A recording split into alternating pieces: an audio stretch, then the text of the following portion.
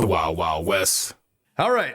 What's up, Nick? What's going on? Here with Nick. I would say a successful YouTuber, dude. How do you like to present yourself to the world? I'm a YouTuber. I'm a podcaster. Talk about, my drug addiction. I say previous, but I still enjoy drugs, You're like a California sober guy? Yeah. California sober, shrooms, weed, a little bit of here and there, you know. Everything in moderation is the key. Well, one of my someone I know put me onto your content who had been a bit of a druggist himself. Mm-hmm. And he's also on the up and up as well, but he was like, you gotta watch this. You gotta get this guy on your podcast. Whenever I see that, I'm like, yeah, and I watch it. I'm like, damn, your shit is sick. I've gotten comments to get you on my show too. Really? I've gotten quite a few. Well, there it is, dude. You gotta line it up. That was just the universe. That was the great mind just working. Yep, it came together. I was curious. I had asked you before we came down too why you got me on the show, because I looked at your other guests and I'm like, dude, talk about like Mayan hieroglyph guys, and then like here I come walking. Hey, the Mayan hieroglyph guy's not out just yet. Oh shit! Spoiler. No, I don't care. That's fine. I don't know, dude. I feel like you're a great fit. I don't even know what you're talking about. Yeah, well, no, I was just, I more so meant like category of person, like you're having like celebrities on the show, I mean, and then I walked in. That's the way the cookie crumbles, dude. That's the way. I mean, here's the thing. You're no small fry, dude. You've had how many followers? You got a bunch of followers. I have 1 million on my main YouTube channel, but that's, come on now. YouTube doesn't like more that. than me. You're fucking. What are you talking about? Well, it's an honor to have you on here. I appreciate it. I'm truly honored. I'm truly honored to be here. That's all that matters. Yeah. Counts. 1 million is sick though. Did you get the plaque? No. What? No, they denied me my 100K plaque. They denied me my 1 million sub plaque. Why? And I have 3 channels that are owed plaques, and they denied all of them except one. Why? Is it because of the content matter? I mean, bro, if you go on my channel right now and you're not subscribed, my like homepage video is like my first time smoking crack. And like YouTube, it doesn't matter what country the support agent's in, they're going to that channel and they're saying no. What? So it's, I got it was fake crack? No, like we really cooked crack when I was 17 and smoked it. But whoa, so that's how far it goes back. Take me all the way back. So how did you? So how did I just get started like fucking around? Or? Well, yeah, but what I want to know is at what point was that a crack idea to be like, let's just YouTube this? It was a coke idea. It was after school on a Tuesday. It's a funny thing to say at a podium. Well, actually, it was not a crack idea. It was a coke idea. A little less. Yeah. So take me all the way back. How did give me the origin story? So when we'd gotten out of school one day, it was junior year of high school, and I was going to this alternative school with like all the D-Gen kids, and I got sent there because my GPA was below 1. Whoa. At a 0.8. So they didn't like that. And they're like, dude, you might be retarded. Like, you got to go to the alternative school. And at the time, I was just like smoking weed and taking Xanax. So like, it wasn't too bad. I was still like kind of doing my thing, just not doing too good in school. But after I got sent to the alternative school, it's like, okay, these kids are all like actually like nodding out in gym class and shit. Yeah. You're like, these kids are bad. So I was right in there with them. I was like, fuck it, dude, let's have some fun. That's kind of nice. You just got better. Just got worse. So I had met a friend named Ashton who was like just a really big coke head and like kind of into everything. He did coke, heroin, like the whole shebang. And one day he comes over to my house after school. We got to ride home together, and we're sitting in my kitchen, and we've been doing blow for like every day for like probably at least a week straight. You're 17. Yeah. And it was like, I was very fortunate to have him as a friend because he sold a lot of shit and I was broke, but he would let me do everything because I drove him around. Yeah. So it was like, hey, like drive me to the serve and like, I'll give you 2 lines. Yeah. Dude, it's the best offer I've ever had. Fuck working at Wendy's. We're driving the plug around, Yeah. So he comes over to my house and he's like, dude, I'm really tired of doing blow. Like, this shit's boring, honestly. And like objectively, blow is kind of a boring drug, So I got where he was coming from. And I don't remember who said it. My other friend Kyle was also there, but it came up at one point like, what if we made crack out of it? And it was a joke at first, like, haha, we could, that's funny, but like none of us knew what we were doing. We don't know how to do that. Did you guys listen to rap?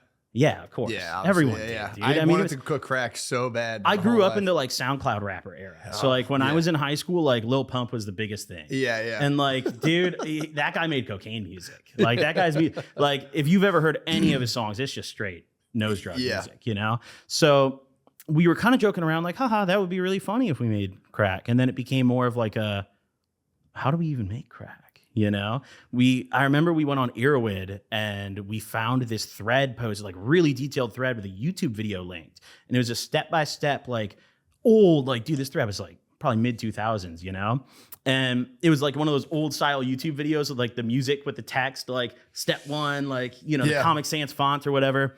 And it was just how to make crack. And it was how to make a personal serving in a spoon. And I mean, I'm not going to list everything you need here, but it's pretty straightforward if you know anything about it. You know, you could do it literally with a spoon and a lighter and the stuff you need for normal crack. Really? You don't have to, I'm all from the rap songs, whipping your wrist. You can literally do a miniature version of that to make one bowl worth in a spoon. Whoa. Like you don't have to make a whole pot worth. You can take like a little bit of blow. You're not getting the block So, popping. and granted, like, we didn't make good crack. Like, it was not like some shit that we would go serve somebody. You know, but it was like, dude, it's homegrown. It looks like crack, kind of, you know? So you guys, so you put it on a spoon, sprinkle stuff in. We put blow on a spoon, and I mean, do you want me to go step by step here? Curious, is this like, okay, yeah, if you get in trouble, it's not my fault. Kids at home, cover your ears, all right? So, well, I think, you don't have to go into, I think it's baking soda, water, and Coke. Yes, and that's the essence of it. Yeah. And if you listen to rap, you know hold the lighter up under the spoon and just mix it until it bubbles for like a certain amount of time. It's like, if you see like constant bubbles on the top, stop. It's too hot. The guy who made this video is so funny. Dude, I want to know where he is today. I want to know where he is. I want to meet the guy. But, we did the process, and then after you finish mixing it in the spoon and doing your thing, you pour it on a tin foil and throw it in the freezer. Okay. So we grabbed some tin foil, threw it in the freezer, and I just throw the spoon in like my mom's sink, like thinking nothing of it, you know, whatever. Which she found the spoon later. That was not good. No. And she still talks about it to this day. Like she's like, remember when I found your crack spoon? And like, I'm like, Mom, like she was not a fan. I don't do that anymore. Yeah, you Mom, know? that was an experiment. That was an experiment for alternative. Yeah, it was a one-time thing. That was a science fair. It literally, yeah. She should be glad because like I failed all my science classes. So finally, I'm being proactive and experimenting on my own. She should be happy about that. So, you know, we threw it in the freezer for like probably 30 minutes or so. Pull it back out, and it's like, I mean, from my understanding, it's not good looking good. It's very cloudy. It almost looked gray. Like it wasn't good, but we're like, fuck it, dude. We got to smoke crack now, you know? We don't have a pipe though. So like, crap. Time for a tinfoil pipe, you know? So we twist up a little tinfoil bowl. My friend hits it first and he passes it to me. Very underwhelming experience. Yeah. Very like, literally, I think it lasted probably 2 to 3 minutes. Really? Like if even. Yeah. I took one hit, passed it to my friend. I don't know if like it was a placebo thing of like, oh, I just smoked crack or what it was, but I got very like, sometimes when I do a lot of coke and I'm pretty drunk, I'll get like ragey, you know, like I'll get a little angry, you know, and it was like that condensed into like 2 minutes. I remember I was like, oh, like my friend kind of dapped me up, you know, shook my hand a little bit. I remember punching my mom's cabinet like really hard, just for no reason. There was nothing wrong. There was nothing going on. You're just amped. Yeah, I was just amped up. You know, I punched her cabinet, and my friend hits it, and he like very nonchalant about it. He's like, "Oh yeah, you know, like that was cool." And I'm like, "Wow, like we really just wasted a bunch of blow and like hours of our time and got fucking 2 minutes of this out of it." You know? Yeah. And after we smoked the little bowl we made, it was more of a thing of like, we were riding on the high of like, we just smoked crack. Yeah. Like, holy fuck, this is awesome. And we drove up, we got in my mom's car, and I don't know why she ever left the keys at home with me, but she would leave the keys at home with me. And we drove up to Little Caesars that my friend worked at. There was this girl named Selma who worked there. Shout out to her.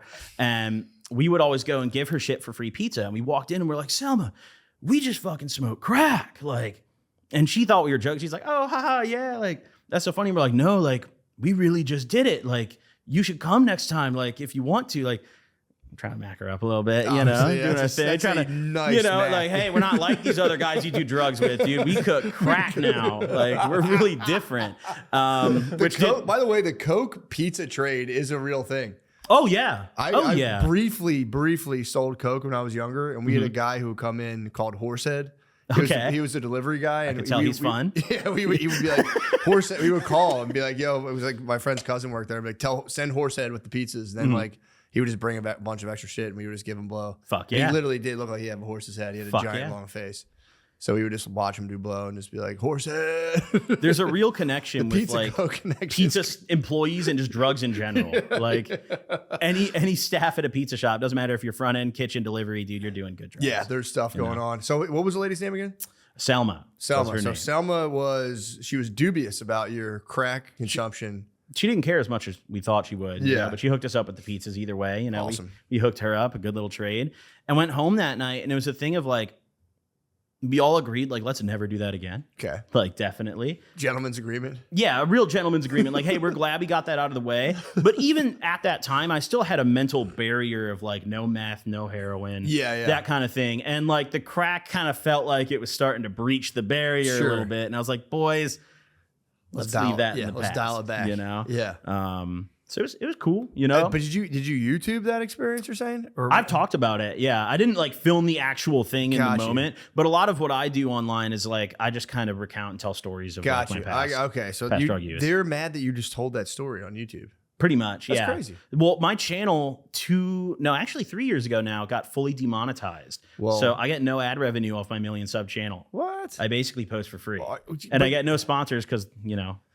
What? Well, you know, are you familiar with Psyched Substance? Mm-hmm. Did you ever follow his arc? I am very familiar with Psyched Substance, of course. Well, he like kind of lost it, didn't he? He lost the sauce a few times, dude. Yeah. He spilled the pot probably 5 times. Kratom got him. Dude. In the end. Kratom is getting more people than ever right now. I know. The 7-0. 7-0 is bad, bro. I had read about 7-0. So I was calling it 7-0H. 7-0. And I was like, I was going to talk about it, but I just brought it up and then like got onto something else. So I was like, yo, did you ever hear about 7-0? And then like we started talking about something else. I got like 9 million DMs like, don't do it. Bro, don't do it. Don't even try. It's just like morphine you can get from the gas station. Honestly, I think morphine's even lowballing it. Like morphine is probably weaker than what 7-0 is. That's crazy. Like it's nuts, dude. And it's just at the gas station. It's gas station, every smoke shop in the whole country, bro. You can pick any smoke shop in a 2-mile radius of here, and I promise they sell that's not good. It's really I've heard that this is just like people I've talked to. Mm-hmm. You just hit the gas station or the smoke shop, and they're just like, yo, try this shit. Like they're like pushing on you. So they have sample packs, like these little like 1 and 2 pill packs that they send out to all the shops, and they give the shops incentives to give the samples out. Like they're like, hey, we'll give you a discount on your next like wholesale batch if you give out these samples, because they know that like all the fiends are coming back. Who are the monsters though that are like, yo, you know the Sacklers? What if we did that again? Dude, what if we did that but at gas stations? It goes pretty deep actually. There's a lot of the like the 7-0, the sketchy hemp products, and like all the shroom bars that are in smoke shops. Mm-hmm. A lot of those are the same people. Yeah, like a lot of those different brands are all the same, like couple parent conglomerates. And I own a brand in the hemp space, so like I'm pretty involved with that, and I know a lot of the guys behind the scenes. And like, dude, listen, if you go to an event and if you see like 3 Indian guys ice the fuck out, they're selling 7-0. Yeah, they're selling 7-0. They're selling 7-0. What about so in terms of like the you know like the hemp, the farm bill compliance stuff, do you think a lot of that's just sprayed kind of cannabinoids or like in terms of like the products that people are selling in stores? Yeah. Well, no. So the crazy thing with the hemp loophole is like the shit they're selling in stores is the same shit as just dispo. Weed. Yeah. Like the THCA particularly. THCA is the same shit that's in normal dispo weed. Yeah, that's what all the other shit like Delta 8, that's like synthetic and bullshit. But the loophole right now, like there's shit, if you go to a dispensary in California and you go buy a product off a shelf and you get it tested right now, there's probably a good like 40 to 50% of those products that by definition would be legally hemp. And like you can ship. Yeah, and that's because the THCA isn't heat activated to become THC. It's because all the laws were made by like 90-year-olds. I know. You know, they've never hit a joint. It's like kind of like laughable though, because you can just grow it and be like it's 30% THCA, but it's just and there's no oversight. There's not even like it's the Department of Agriculture. Yeah, and they're not exactly. They don't cops. do shit. Yeah, no. Well, which is good for them. I think it's a nice loophole. As far as loophole, that's a great loophole, dude. You're talking to a guy who's made plenty of money off it, dude. It's a great loophole. But with that being said, I still am not like that against it getting closed because like it's pretty bad out there, bro. And when you say bad, you mean like there's a lot of dirty, shitty weed? For every one like solid product you can buy in the hemp market right now, there's probably 5 more that are like borderline poison. Yeah. What makes them poisonous? That's what I'm curious about. There's no testing and oversight in any hemp products. The only thing you have to do to like prove that it's hemp is get a lab test done on the batch itself. Yeah. But like there's no like, you know, authority that's coming in and actually double checking that. So it'd be like mold, heavy metals, pesticide, everything, bro. There's companies that like have weed that's testing positive for E. coli. There's companies, like there's a lot of synthetic like shroom products in particular where like they're advertising this is a blend of lion's mane and it's just research chemicals. Yeah, that's what. So my brother put me onto that because there's what is it? It's like It's not 5-MeO. It's like 5. It's like MEO. 5-MeO DMT or something. But that's like the frog stuff. There's another MEO something that is it's just a powder. You can get it online, like a research chemical, but it's like similar to shrooms. That's what I think a lot of the shroom chocolates are. So I've talked to people like, yeah, I had like a 1 square and I was just launched. And it's crazy because like that shit hits too. Like it works and it feels good. It's not even a bad experience. It's more like you just don't know what you're getting. Yeah, it's kind of scary. Like I personally, I think all the shit in the smoke shop should still be legal to possess and consume, you know? But like, should they be sold at the smoke shop with no age restriction? Yeah. Probably not. No, the Galaxy gas epidemic was pretty wild. Dude, that shit was bad. There was I remember, I'm not going to air out who it was, but a few months ago, I invited someone onto my podcast who came by with all his homies, and it's going to be pretty obvious who this was. But Skrilla? Probably no. He's in the same like league though. But he brought these like 4 homies with him who kept like going outside of my door and like very clearly smoking fent and like oh dude, they do that a lot at my shit. What? That's actually, I've had 2 people do that now. Are you ever worried to have like guests and then they come back and like kind of case your shit up? And dude, they're just smoking fent casually outside. I'm not gonna lie, bro. We don't have much to take. I mean, we are in a living room, my homie's living room, and like, there's just not much to take. That's good. And the cameras we have aren't even ours; they're loaned to us. You know, like good. It. Take the couch. You know. Yeah, sure. Take the fucking couch. But. So yeah, that's kind of awkward. Yeah. So how did you know they're out there smoking fent? You could smell it. There's a very specific smell that like smoking like pills gives off. Yeah. And like you can tell. And then the dude came back in. He was talking to me totally normally. He's like, "Can I go smoke a cigarette?" I'm like, "Yeah." Comes back in. It's like, all right, bro. I know what that smell is. You know, you're not fooling me. So okay, so going back to you had the the first one was just you recounting smoking crack. That was your first YouTube. That wasn't my first YouTube video. That was the first one I'd say that really like popped off a lot. Like that's my most notorious probably. Okay. I think when it really like I started getting any traction doing what I do is I got sent to rehab when I was on probation when I was 17. I got put on felony probation because I would go to Walmart's and like load up a cart full of shit and like a plastic tote I'd have inside the cart. And I'd leave the lid open. I'd fill it up with all the clearance, like games and DVDs, put the lid on, pay for the tote, and just leave. And I got away with it like 3 or 4 times. One day I got really brazen, and it was like a Friday at 5 p.m., and I was drunk as fuck. And I drove to the Walmart, walked in at 5 p.m., loaded up my tote, tried to walk out the door, and they stopped me. Like this big, like butch lesbian security guard came and grabbed me. Well, what's funny is because like I when they did the self-checkout, I used to get like real, I would just start taking stuff all the time. You can get crazy. Yeah. You can go nuts in there, but it's like not even 9 times out of 10. It's like 99 times out of 100. Yes. The person checking receipts looks like they're dead. They're just like, and you just walk past. But I had one hardo one time. It was like, why is your receipt this big and you have a cart full of stuff? And I was what I did, I just went like, wait, what? I just went full Alzheimer's and was just like completely confused. Did I not check all this stuff out? Did he let you go back and just scan it was a lady, and she was like, "This isn't on the receipt," and I kept going like. But I didn't technically leave the store. Yeah. I don't think you can get in trouble. I could be like, you haven't committed a crime yet. Yeah. I thought I was going to the gardening section. So I felt like I had a solid case if I had to fight. But she was like, she made me kind of like a humiliation ritual. She made me go back and be like, that's not on there. That's not on there. And I kept being police like, escort back to the register. Yep. Yeah, I did. And I was like, wait, that's not on there either? Did that not scan? What? And I remember being like, oh, so it beeps. And she was like, dude, get the fuck out of here.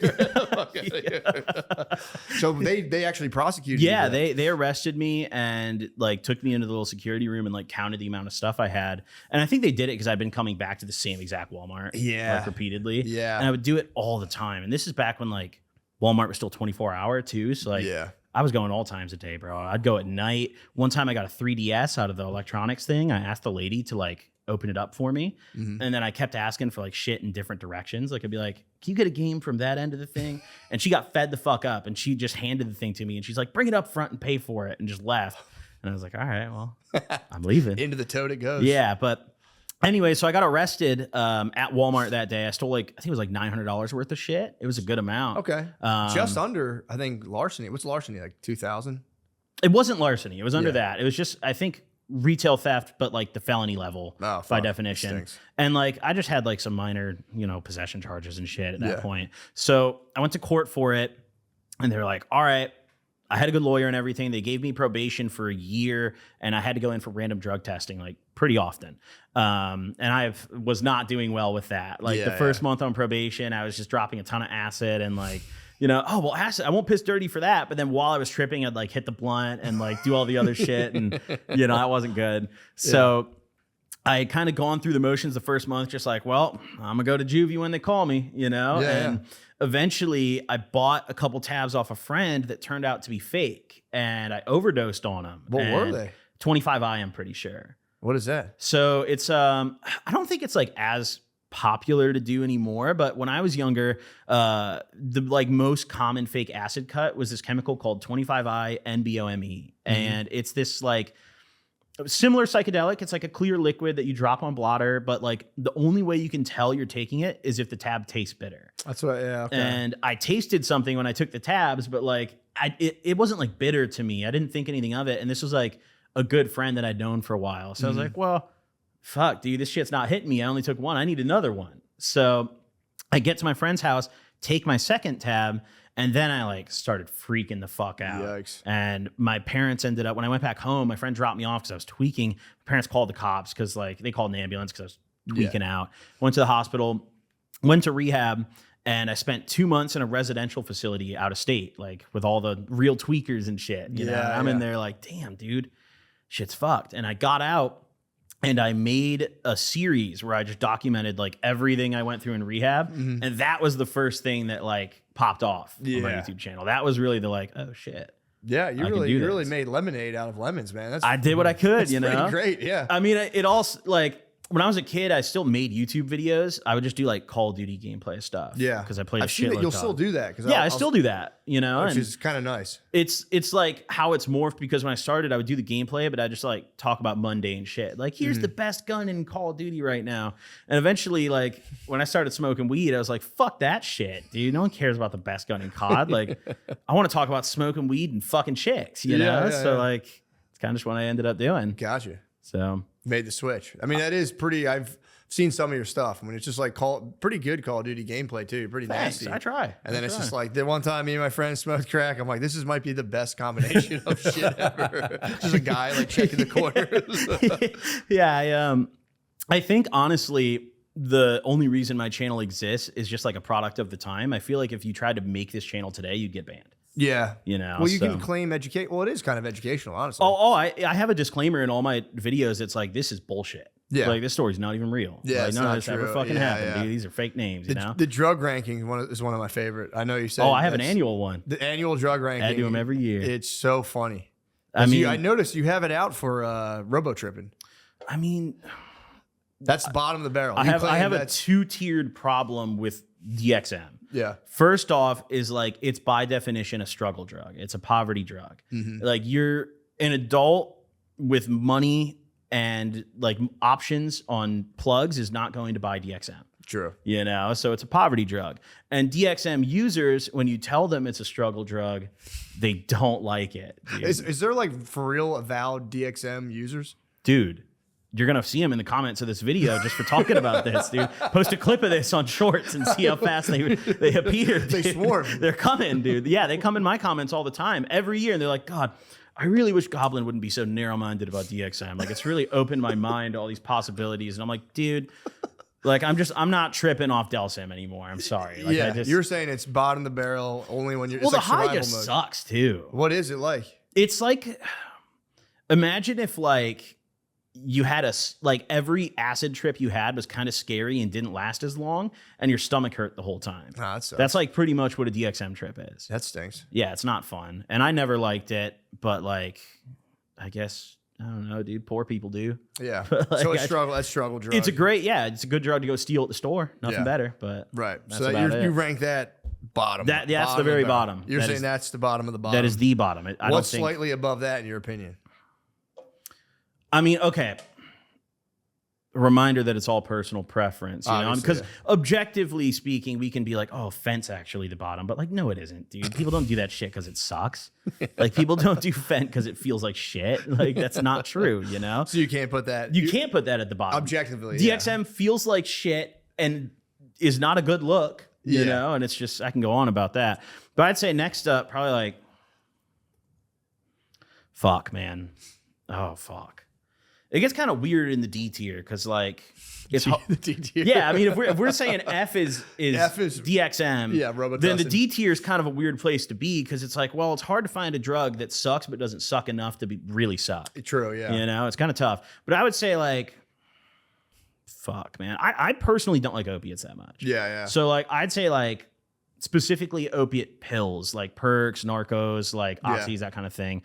Just because, like, you still get the grimy, like, opiate feel and day after and the cloudiness, but, like, you're not going all the way. Like, just do the fucking heroin at that point. Yeah, you know? like, I would say opiates suck to begin with. Just do the good ones at least, the ones that actually feel good, because you're going to be a fiend either way. Like, and if, like, with the Perks, you're taking like a near liver canceling dose of it's like Tylenol. Yep. Yeah, your liver's getting annihilated. I saw a guy one time, the guy I worked with, we were in like a construction trailer. We had like cleaned a house and we got to like take a break. And he was bad on heroin though, or he would take anything. But he just grabbed, it was the weirdest thing. He grabbed Tylenol. So there was like a first aid kit and he just dumped like 10 Tylenols in his hand and just swallowed them all. And it's just like he just casually did this. No, didn't just say for anything. What though? Like, I don't know. I still to this day, I guess he probably was like withdrawing. He probably didn't feel that good. Just testing his liver. So he just abused Tylenol. And I remember just being like, "What the fuck is this guy what doing? are you doing? What a strange, like." So that's D. That's D. Percocets. Opiates for me are D. Yeah. You know, like, I've done them and, like, sure, I've had enjoyable moments on them, but, like, I don't like opiates. It's kind of laughable, and it's definitely not very chic right now to be addicted to like Perks. No, it's kind of the times went, dude. Kind of like a throwback. Yeah, the time has went. It is a dying breed. 10 years ago, 2016, that was peak. Yeah, that was the era, dude. Peak. You want to be a bar-tard, you want to be an opiate fiend, that's when to do it. You know, times have changed, dude.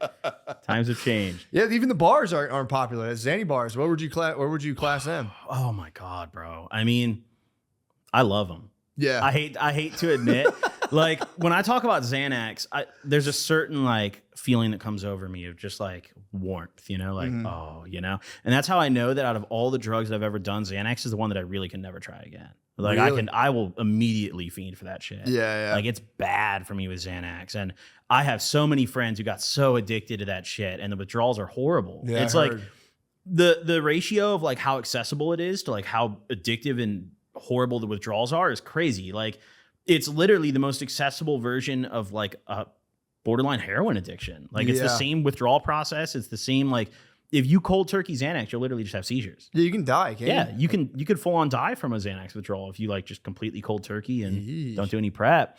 And, like, despite all that, it's fucking great. Really? You know, I love it. I love Xanax. It's literally a problem solver pill. Like, any issue you are concerned about in your life, dude, if you got court coming up, you behind on your taxes, fucking your girl just left you, your homie stole your drugs, take a Xan. They're all gone. Find some peace. The problems are gone, you know, and they're going to be gone for an extended period. And, like, you might even solve the problems while you're barred out. You might get the courage to solve those issues, and it might not be in a healthy way, but, like, you're going to take care of them. True. You know, that's what's shocking to me is that, like, it's not that crazy to be prescribed Adderall and Xanax. No, fuck. Like, the average person, it's not like, oh yeah, I take a Xanax for my anxiety and I take Adderall to focus. That's a pretty potent. If I took an Adderall and a Xanax, I'd be trash. It's not fun. Yeah, it's not fun. All right, here we go, guys. Does anyone want to go first? By the way, I don't want to pig out. Go ahead, Lemaire. Get in there. All right.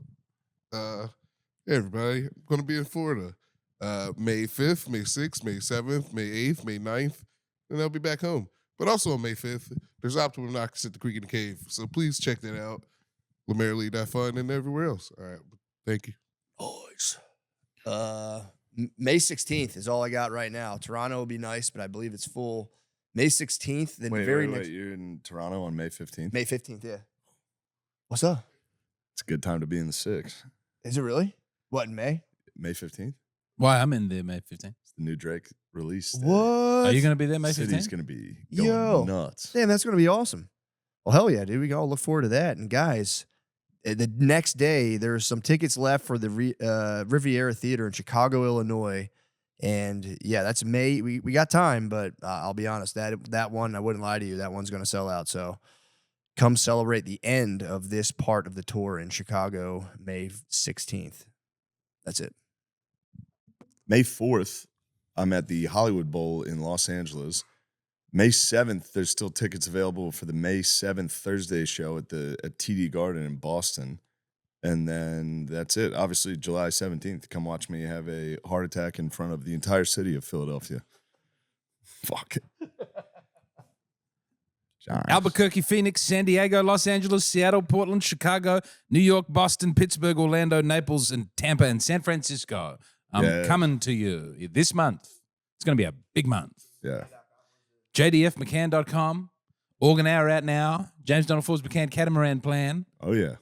Big times. Yeah, get in there, Sean. Hello, everybody. I'll be. No, get in front of the fucking camera and don't do this cute bullshit. Just fucking do it. Just getting in Hello, there. everybody. How's that? No, dude. Just I'll be do in it. Springfield, Missouri, Tulsa, Oklahoma, and Oklahoma City and Cincinnati, Ohio in the month of May. Please come. Oh, my God. SeanGardini.com. Why are you so mad at me? I'm not. I'm joking, dude. Oh. What do you think about abusing sleeping pills? You ever run into that? Like, no, I never really fucked with I saw these when I was younger. There was like this, apartment complex full of people that I knew, and they're like all knew each other and lived together. And these girls would take Ambien and then do as much coke as possible.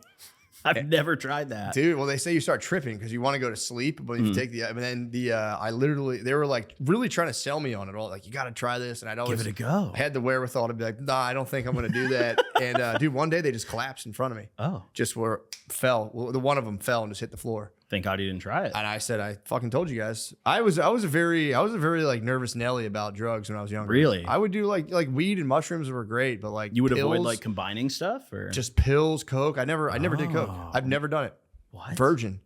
Really? Totally virgin. And Bro. I just never, everything I saw people doing it, I was always like, it never worked out good. I don't think of a single person they were like, yeah, that was sick. Oh, coke is very destructive. Yeah. It's horrible. It costs too much money. It doesn't last long enough for you to ever make it stretch, and like, it does suck. But also, like, I feel like coke is the perfect adult drug.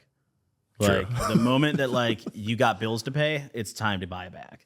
It's time to buy the bag. It's time to buy a bag. So how's that the adult drug? Oh, you're saying It's a drug that like you can do on a regular basis and still function. And like, I personally, like, although I don't do it anymore, I functioned when I was geeking. Like, it wasn't until the end, it wasn't ever really a thing where it was like debilitating me, until Really? like towards the end of my coke use. What about financially? Well, that's a different story. I mean, yeah, that's a different story. But like, I mean, dude, But you when can I was function as a person. when I first like started, so back in like 2020, I got a DUI. And I was living with my parents still at the time. I was 20, or it was 2019 actually. And my mom threw me out of the house. She was like, get the fuck out, Yeah. you got 7 days, put all my stuff in a trash bag, and there I went, And I moved down like 3 hours south to this town that was like really far from my hometown and very cheap cost of living. And I had brought like my final like hoorah bag of blow down with me. I bought like I don't remember how much it was, but I brought a pretty fat bag of blow. I got like a pint of lean. I got like a bunch of weed, and I just brought it all down. And I was like, once I run out of this, I'm fucked, dude. All the blow down here is fent, So it's gonna be bad. So I started railing a bunch of it and like kind of trying to pace myself, which didn't work. And around that time, I had started doing these like live streams every day, and like I would drink for donations. I was trying to make money, and it worked. And I started making good money, and like, instead of being like, oh, finally I can afford my blow, I just bought more shit. And like, since my plug had lived 3 hours north, I started going on the deep web and buying everything with like all my YouTube paychecks. So like, I would have months where I'd get like 7 or 8 grand from YouTube, which was like incredible money for me at the time. That was like life-changing. YouTube tip, basically. Yeah. That was like all my income at that point. I didn't have sponsors. I didn't have like business stuff going. It was literally just whatever YouTube paid me for my donations, and my ad rev was my fucking net worth, Yeah. And I remember I would pay my rent, which was $650 a month. It went up to $1,100 eventually when I moved, but $650 a month. The entire rest of that was weed, Xans, ketamine, blow. And I would just order it all, and like, the more money I had, the more I'd just buy. But then So did it keep scaling up? Yeah, yeah. It kept scaling up all the way until like it got really bad, bro. Like it was. I'm kind of drunk right now, so it's not going to be a great estimate. You know, I had some drinks at lunch, but probably like fall of 21, I'd say, is when it got the worst. And I was like staying up for like 2 or 3 days straight at a time, and I would just be like sitting at my desk, like cold sweating, railing lines. And I had this like I developed this really extreme like paranoia and anxiety in my brain from doing so much uppers that like I would do uppers to bring my heart rate back up because I was really paranoid about my heart. Like I'd be like, oh, my shit's beating too slow. I need to wake up. Yeah. Do a bunch of lines, and I'd be like, oh, my shit's beating too fast. I need to take a Xan. I need to do a line of K. Yeah. And I would go through cycles of that for like 2 or 3 days straight. Just trying to get it back to just like a tweak sober it. heart rate. Yeah, and the whole time it's like, bro, I'm not fucking dying. Like, Yeah, you know, yeah. but I was just so paranoid in my brain that I thought I was. It's also that's pretty scary though. If you're in Oh, an it's apartment by horrible. yourself, just like constantly up and down, up and down. Bro, I had would this freak the big fuck out. house by myself. I had no friends in this town. I had no job. And like the only thing I did all day was just sit inside and do drugs like all fucking day. And then just So, stream. Or pretty just- much, yeah. I would go live. So That's oh fucking. god, dude, I might get banned for this. When I used to stream, like my early days of streaming on Twitch, I got started because I was trying to see how fast I could get banned. So like I played a porn game and like railed a bunch of ketamine like during the stream, and like I didn't point Wait, my you camera. played the game like the ad? I played like a porn game that's banned on Twitch on stream. What is a porn game? Like you're talking about like the ads on porno? Or There's it's a like, game. No. It was a game on Steam called like.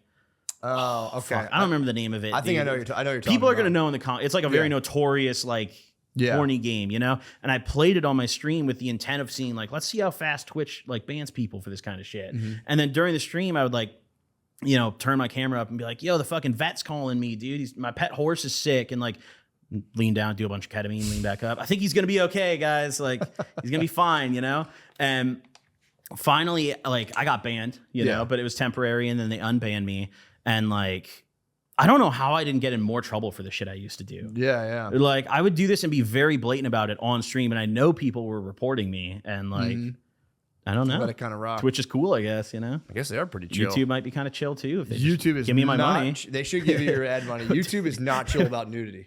I showed one illustration. It was like a cartoon, like a comic book series about a slutty Indian lady called Savita Bobby. Okay. And I showed like illustrated nipple, and we still have a strike on our channel from that. Really? Yeah, they do not. When fuck does it around. expire? I don't think ever, dude. I don't. What? Or we'll find out. It's been there for at least like 3 years, 2.5, 3 years now. What the fuck? Yeah, Do you guys have like a contact at YouTube or anything? probably. But I don't think they'll take You it should hit off. that guy up. It was like a graphic. I mean, I did do like it was like illustrated full frontal. I feel like because now all strikes on YouTube expire. Did they really? All of them, yeah. That's cool. They you get like a warning, and then strike one. If you don't get another one for 90 days, it goes. Really? So, yeah. So I would hit up your rep and just be like, "Hey, bro, this shit's 3 years old." Like, I'm gonna show the naked Indian lady as soon as I get my strike off. If there I can you just go, hover, dude. Run it back. Run it back. You got wiggle room now. So what? So what's the plan now? So now you're still streaming. So like, are you? Is it more of like a?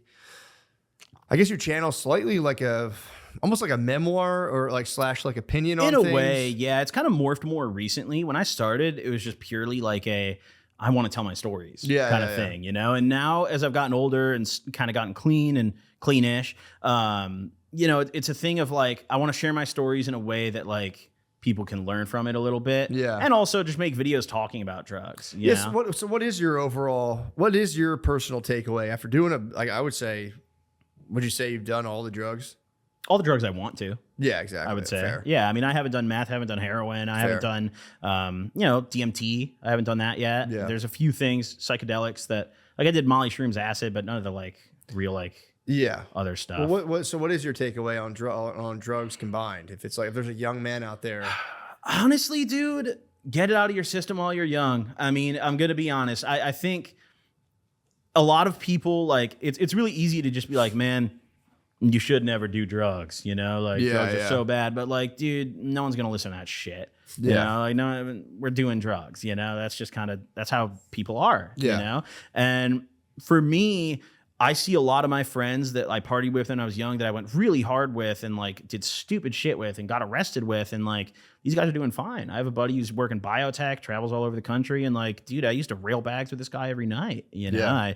I have other friends who are like doing finance stuff and like working in sales. And it's like a bunch of dudes who like, I think our ACT scores were in the teens, you know, like we're kind of retarded. So it was like, it was really like my advice, honestly, like I don't ever try to tell people like, oh, don't do drugs, don't try this. Cause like you're going to try it either way. Yeah, you know? either are you're on. Motherfuckers aren't going to listen to me. But I think moderation is key. It's good to get out of your system when you're young and you're never too far gone is really the most important part. Yeah. Like you're never too far gone, bro. I've met some crazy motherfuckers who like, were way deeper in than I've ever been than anyone I've ever seen. And like, they're just normal guys now living life. Came out of it. Yeah.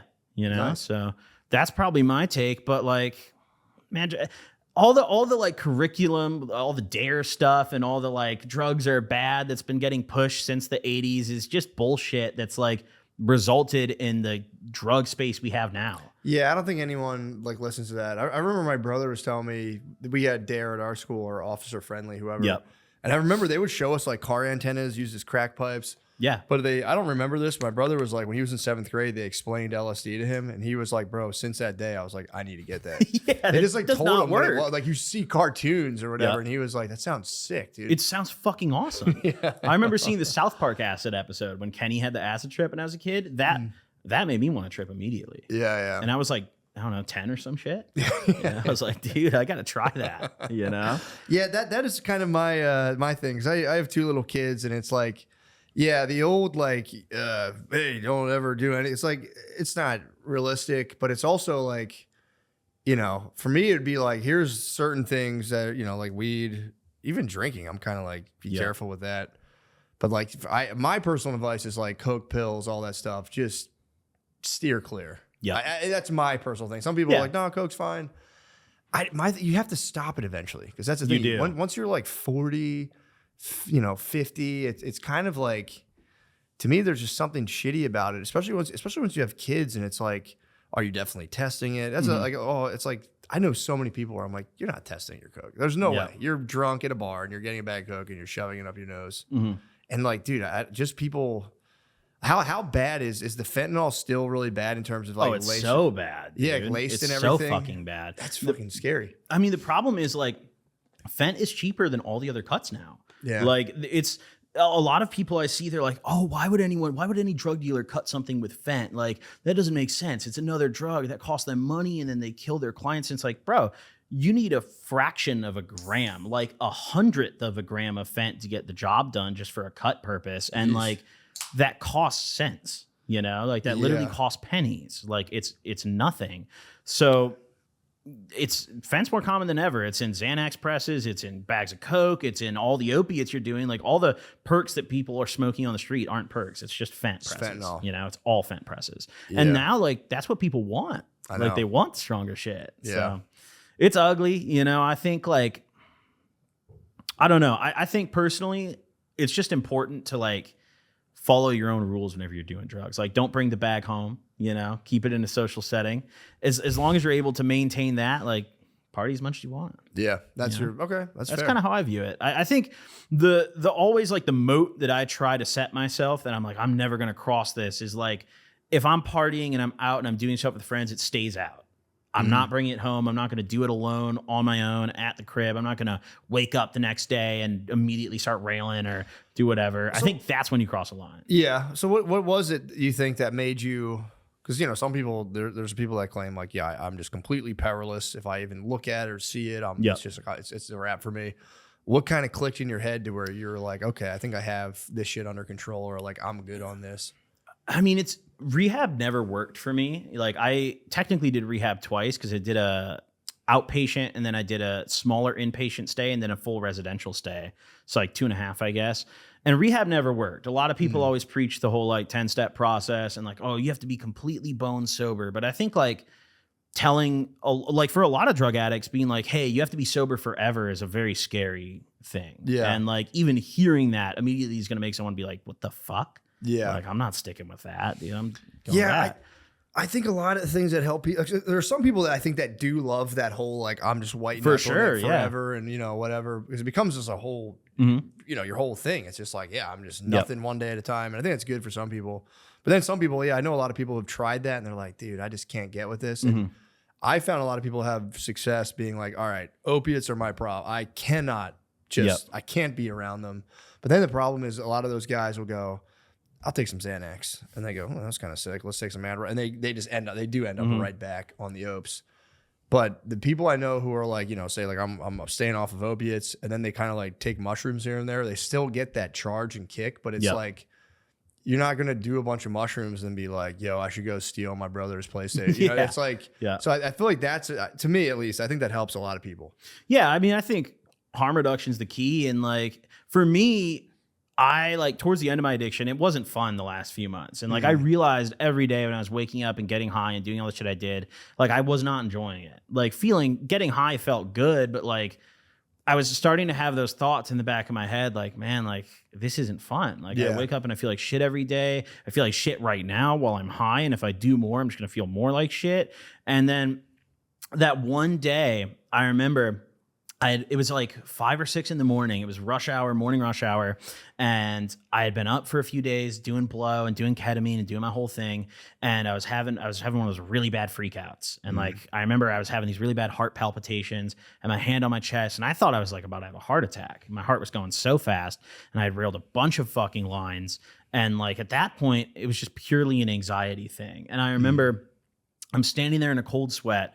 I run out onto my porch and I sit down and I'm in my underwear, broad daylight. And like, I live right off a main road at this point. It's like all these people are driving past looking at me. I didn't give a fuck. I'm sitting there on my porch, like breathing in the fresh air, trying to do like breathing exercises to make myself like not die. And like in that specific, like that moment itself was a pivotal point for me where I was like, dude, I can't do this shit anymore. Like this isn't fun. And I've been having those like panic attacks more frequently, and that was the one where it was like, bro, I can't do it anymore. Yeah, your body basically was like, all right, man. And it was hard at first with most of the other drugs. Like Xanax was a bitch for me to get rid of, but Coke was an easy one because I viewed Coke as the source of my anxiety and paranoia and problems. And I immediately, after that day, I remember I flushed my shit, I got rid of it. And my strategy that I tell everyone, I always recommend this to people if they're able to, is, dude, just smoke your way out of it. Like really genuinely smoke yourself so stupid every day. Eat a bunch of edibles if you have to, that like you can't even fathom fiending for something, you know? Because like the real thing that you need is like, you need time for your brain to reset. Like you need that chemical connection, that addiction to like reset. And a lot of people, like, you're not going to get that time just sitting at the house. You're not going to choose to do that. But I found that like when I was eating a shitload of edibles and just ripping dabs all day and just getting violently high as often as I could, that it would knock me out. I'd sleep half the day, and like enough time passed where eventually it was a thing of like, hey, I'm not fiending so hard I'm about to punch a hole in the wall because I'm out of blow. It's more of a thing of like, I'm in my head thinking like, man, Coke would be nice right now, but I don't have to act on that. You know, and once you reach that point, it's kind of smooth sailing from there, in my opinion. Gotcha. So there was like a real almost physiological kind of withdrawal. Oh yeah, there was. I had I never had like the physical mental or like the physical withdrawals of like cold sweats and like twitching and puking in my bed. I never got that, but like mentally, yeah. And like to this day, I still, Xanax specifically, like, bro, I'll be sitting there sometimes, especially after I've had a couple drinks, and I'll just be like, man, Xanax. Isn't that like the worst time to take it though? Oh yeah. Well, okay, worst by medical definition, but like, come on, dude. Like, fuck, no, it's not the worst time. You know? So yeah, I'm like kind of split on this because it's like I do think it's a crazy way to treat it where it's like, don't touch it at all. And it's like, yeah, okay. Like Louis C.K. has a great joke about it, how like you got to tell your kids not to do drugs, but drugs are literally the answers to all their problems. Yep. And it's like, yo, you'll feel awesome, actually. If you're actually being honest, like, no, you'll feel great. You'll be confident. Yeah. But this is what I found. I used to drink when I was younger. I started drinking super young, and just drinking, smoking weed, whatever. And specifically drinking, though, I socialized. I pretty much like grew up socializing drunk. I was always drunk if I socialized. Yep. And then the alcohol just started to not agree with me. I got sick of being hungover. So then I had to like learn, which I'm still learning how to do it now. I'm 40, but it's like I had to like learn how to socialize sober. And I was just like, damn, I wish I fucking learned how to do this when I was younger, because like, I'm like still bad at it. I still struggle with that too. Yeah. I get drunk before everything. Yeah, really? You know? I mean, dude, every podcast I've like ever done on the Gobcast, I just drink before it. Really? Know? So how's that? How do you manage the alcohol then? I mean, I'm not drunk, you know, I don't get hammered. You get but, a like, buzz. 1 to 2 shots. When I have like someone I don't know coming on the show, yeah, I need to loosen up. Interesting. You know? Okay. So That's fair. yeah, but I personally like, I don't enjoy drinking like getting blackout drunk. I like drinking in like combination with other things. Yeah, like, yeah. Give me a couple glasses of whiskey and a joint and like a couple lines, you know, give me, I don't know, take some shrooms, smoke a joint, maybe 1 glass of whiskey, you know? I think drinking is just like a good, like mix in the pot kind of thing. Yeah. Okay. Yeah. So you're not like a hardcore drinker. Well, with stand up, I remember. I used to be, but Yeah. Well, stand up, I remember being like, dude, I have to have 2 drinks before I perform. And then I remember being like, well, fuck. I kind of at the time I would do stand up like every night. I'm like, I don't feel like drinking every night. Yeah, So then I had to like, I was able to, and this is, you know, this is the stuff I do kind of like, where it's like, you know, what exactly why do I have to do that? And it's like, with time, you can get over that stuff. That's the one. 100%. But to me, it's like, I don't want to come off as like preachy. Like if that's what people do, that's what people do. But I remember being like, because I was like, impossible. I'm not really a public speaker. I need my 2 drinks. And then I was like, no, you know what? Tonight I'm going up sober. It was like years and years ago. And for some reason, I was just like, I don't even know why I did this. I wore a backwards hat on stage. I would never wear a backwards hat, but I was Just sober. some new shit going. So I needed to have like some other thing. And I stood up there completely like, like stone sober with a backwards hat, bombed. And but now it's weirdly enough, I prefer, if I do stand up, I prefer to be like completely sober. And I want it to be like a high on stage guy. I was like, who wouldn't want to have a couple drinks every night? But it like, I just objectively, I'm better if I'm sober. Yep. Because I'm more like kind of keyed into everything going on. Yep. And I'm not high. Being high and doing stand up for me, it's a nightmare. Dude, being high and doing anything where you have to think is not good.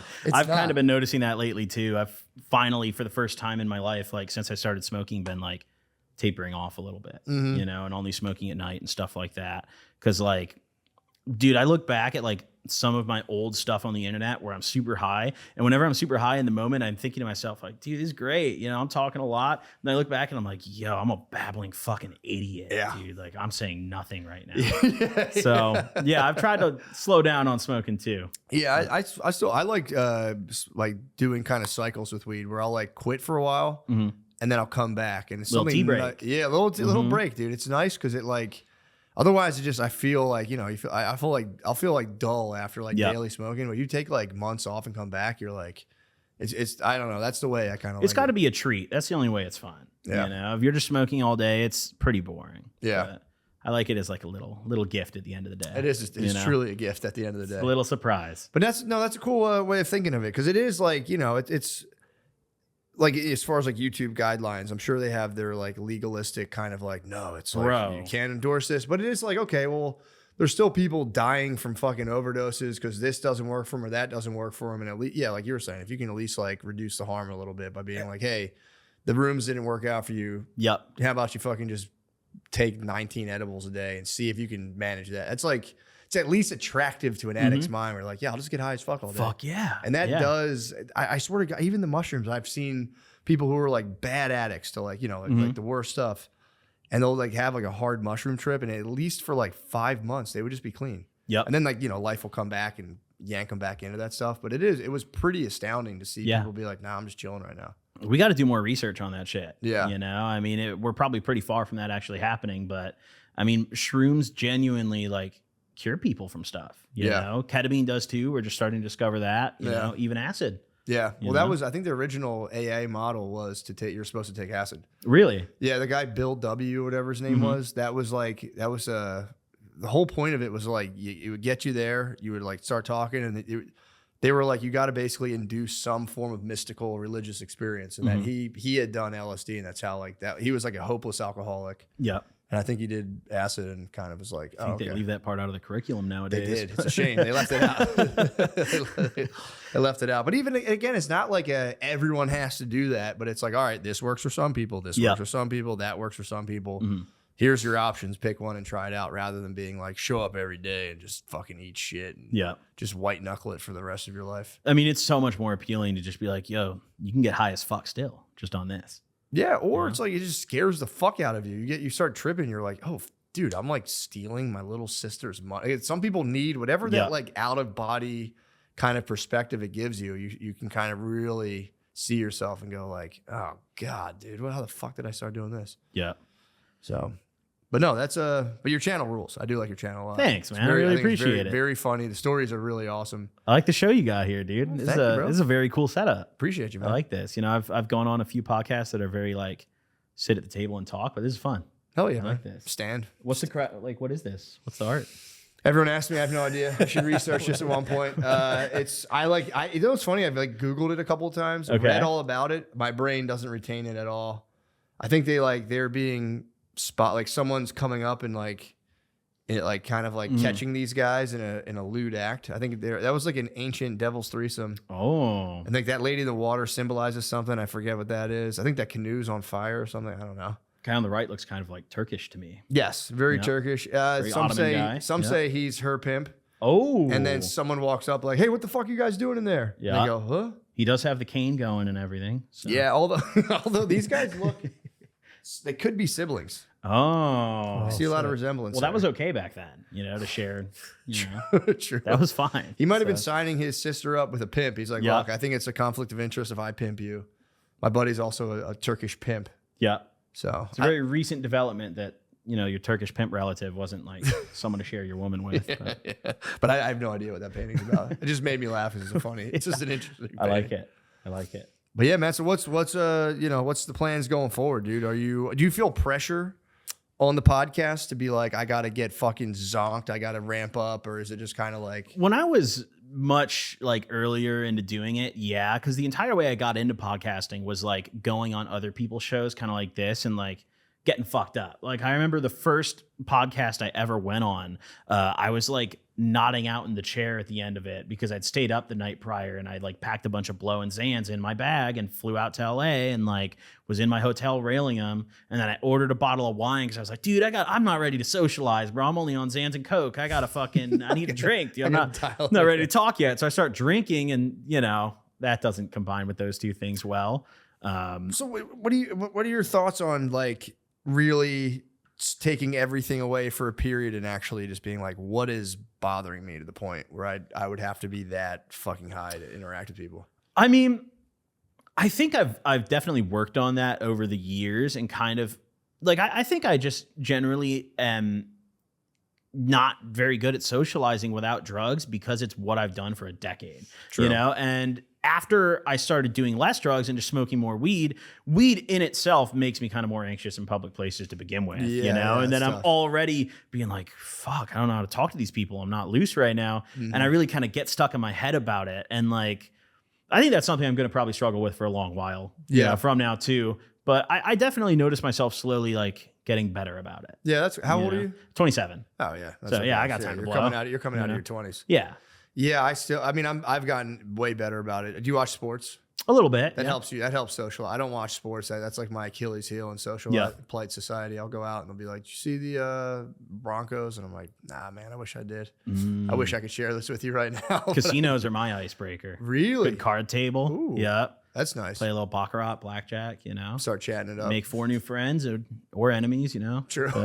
Either way, you talk to them. No, that's a trick, man. Whenever I'm like find myself socializing, there is a part of me like almost narrating the events in my head as they're taking place, and I'm going like, what do I really want to talk about? It's like, I want to go home is what I really want to do. And I'm like, no, you have to stay here. And I'm like, all right. And it feels like not performative, but it's just kind of like, if I really had my druthers, I would be chilling out, laying in my bed right now. Yeah. It's too easy to like get caught up in my head about like, the situation at hand instead of just living in it. Yeah.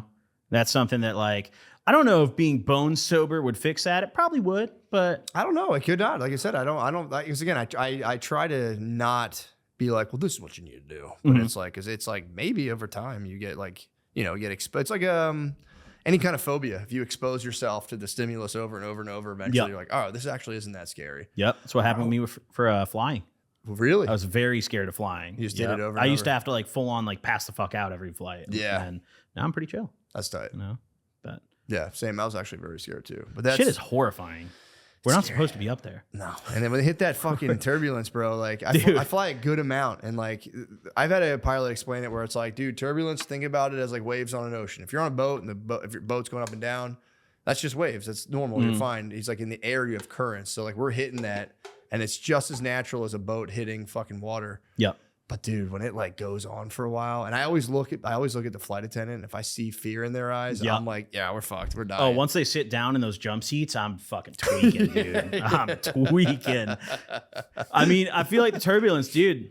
It's got to be something telling us we're not supposed to be up there, you know? True, it could It's be. God up there. or Could be something, God dude. being like, the fuck out of here. I'm not a religious guy until I'm on an airplane, and then I'm pretty fucking religious. Born again. You know?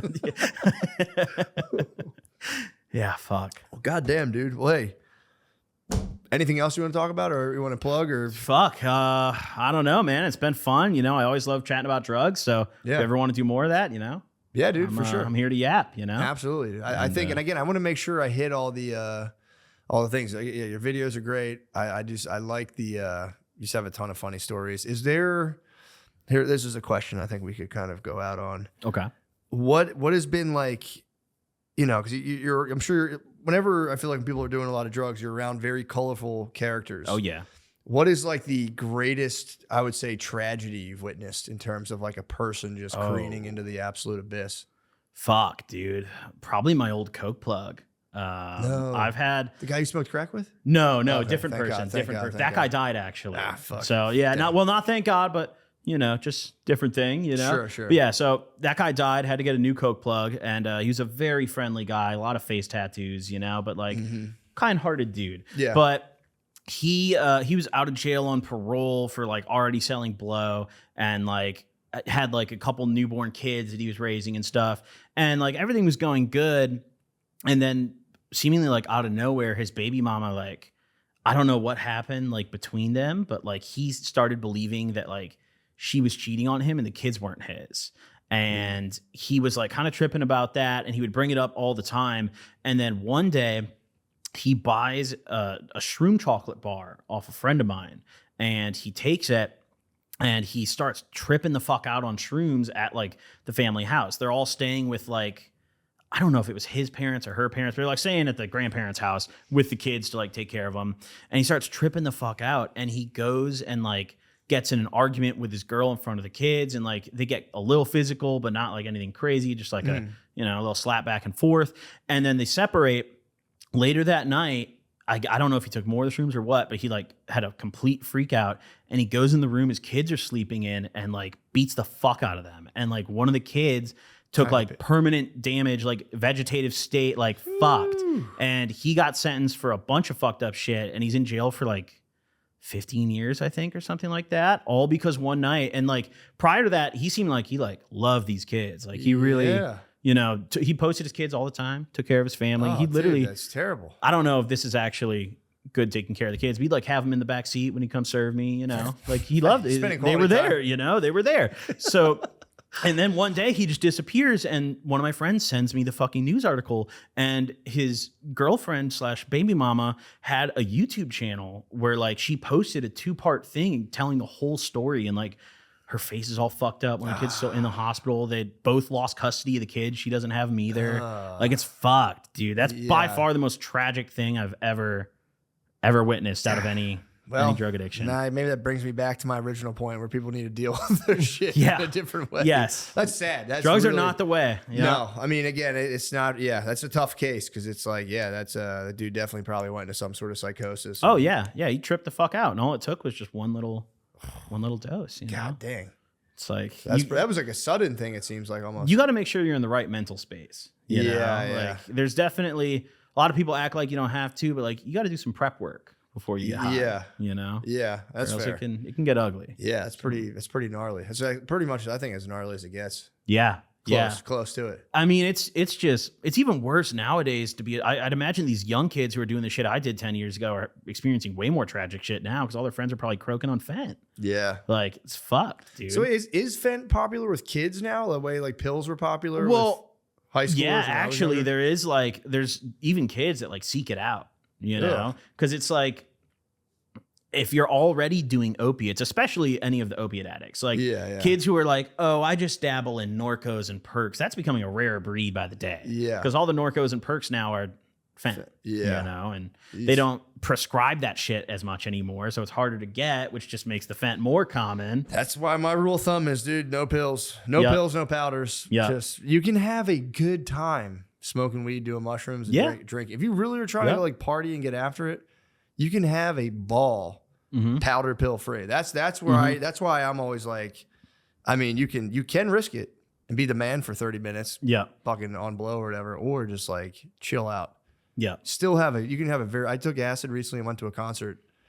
It was enough fun for me for like a decade. I'm good. I'm good on fun for an entire decade. But it's like, I don't understand. That's the one part of me that's like, where else is it where you're like, this is cool, but like, I guess that's everything. It's like, let's just see how far we can take this. Yeah. You know, what's really fucked too is a lot of like, you can't even rely on normal like reagent test kits anymore. Really? Because the amount of fent that it takes for a test kit to declare that like it's a positive for fent is like a nanogram. So like, for example, if let's say anyone that like ever touched the bag of blow you just bought had ever interacted with fent in a trace amount, like they had a little bit on their thumb and they touched the inside of the bag and like, or maybe let's say it's even a reused bag. So like what's in there is not fent, but someone reused their bag and then they pull it out and drop it. It's going to test positive for fent. Even That's probably good though, you know? It's good overall, but saying a lot of people don't view it that way. They're like, oh, it's saying everything's fent. I know this isn't fent. So they just don't they don't test shit. Oh, I see what you're saying. You know? Yeah, I guess they were talking about they don't want to be wasteful. Yeah, I briefly did a collab with a drug testing kit company, and like we sold a couple batches of reagent testing kits, and I would get DMs from people all the time like, dude, I know my plug isn't selling fent. Like this shit says it's this, and like it's like, bro, what do you want me to do? Like, the test says what it is, you know? And it's like better safe than sorry if it's in the house. Like why are you mad at me, bro? Like, go talk to your plug. Yeah, and it's also like if it's in the house, it's just a matter of time. Exactly. Yeah. So it's people are never happy. People are never happy. No. Try to prevent them from getting a fent overdose, and they're like, dude, this is fucking annoying. The most valuable lesson I think I've ever learned on the internet is just to not try to make everyone happy. You can't. It's impossible. It doesn't work well. Yeah, it's in life too. It's like you can't do it in life, especially not the internet. Yeah, it's impossible. Yeah. It's a tough thing to get used to. Yeah, man, it is. Especially, you get a lot of hatred. You deal with a lot of hatred online, or is it pretty positive? I mean, I think, especially since I've started posting shorts, I get a lot of hate comments now. Really? But I think that's just the nature of shorts in general. Like if you post anything on TikTok, you go to the comments, that shit is crazy. Yeah. And I don't even view it as hate. It's just like that's the nature of short comments. Like you crack jokes, you make fun of whatever you see, like try to get the most likes, you know? That's what it is. But like I don't deal with a ton of hate. I think when I was younger and my audience skewed younger, I got a lot of hate from like older relatives, and I would get emails from parents of like, my kid watched your video and I just found this. And like, I got an email. There's a mom who emailed me years ago. This is probably like 2018, 2017 or some shit. And she was like, I like found my son watching your videos. I just want to let you know that my son thinks you're so cool and he's doing this drug, this drug, this drug. And like, he's ruining his fucking life because of you. And like, yeah, it seems like I get those, you know, but I don't view those even as hate comments. It's like, honestly, bro, if I was a parent, I'd probably write the message too. You know? Yeah. The stuff of yours I've watched, you're not being like, dude, go out there and go crazy. Yeah. It's more so like, this is what happens when you do this. There's good stuff and there's bad stuff. Yeah. I try very hard to not encourage people to go do anything, but I mean, regardless, they're going to go do it either way if they want to. Yeah, you know? dude. That's also funny to be like, how about you police your kid? You can't Why you want me to parent him, dude? Send him over to my house for a fucking play date? Like, do the summer camp. Yeah, literally send him to wilderness camp, dude. Put him in the fucking woods for 3 months, please. Do something with him. Well, it is. Yeah, it's a charged subject. Drugs are a charged subject. Everyone says feelings one way or the other. So yeah, I guess that is kind of, you can only kind of go off like what works for you, what doesn't. Yeah. And yeah, for the love of God, stay off the fent, dude. Stay off the fent. That's a good message to send. Yeah, I think that's a fair one. That's a fair one. Well, dude, thank you. Thank you, dude. I really appreciate it. Thanks for having me on. Appreciate you, man. This was a good time. Yeah, man. You should come out to LA sometime. Come on my show. If I'm out there, I will for sure. Hit me up, dude. We'd love to have you. Hell yeah. Fuck yeah. Later, brother. Peace out, guys. Watch new episodes of Matt and Shane's Secret Podcast on Spotify. Do it.